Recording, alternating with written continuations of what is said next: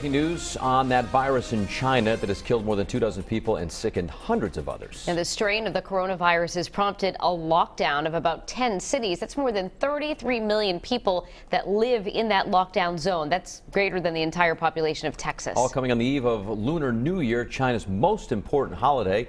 Alexandra Leslie live in our breaking news center with how the country is now taking on a big project in an effort to treat patients. Good morning. Well, right now a hospital is being constructed in Wuhan where the virus first broke out. Reports say it has space for 1,000 beds, and it's being modeled after a facility in Beijing constructed after the SARS epidemic. The city says this hopes to be ready by February 3rd, just 10 days from now. Now, the CDC says in the affected areas in China, it was believed the virus was being spread from animals to humans.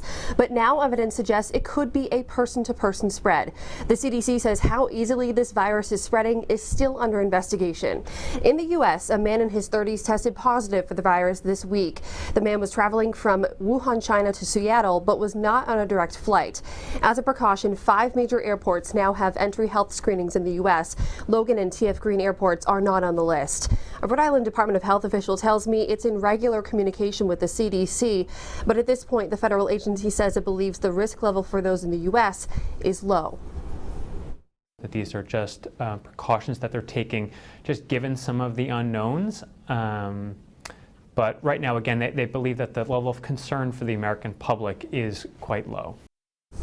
The CDC also reporting that patient in Washington is currently in stable condition. And take a look. The hospital treated him in a special gurney called an isopod. That helps to limit exposure to patients and staff.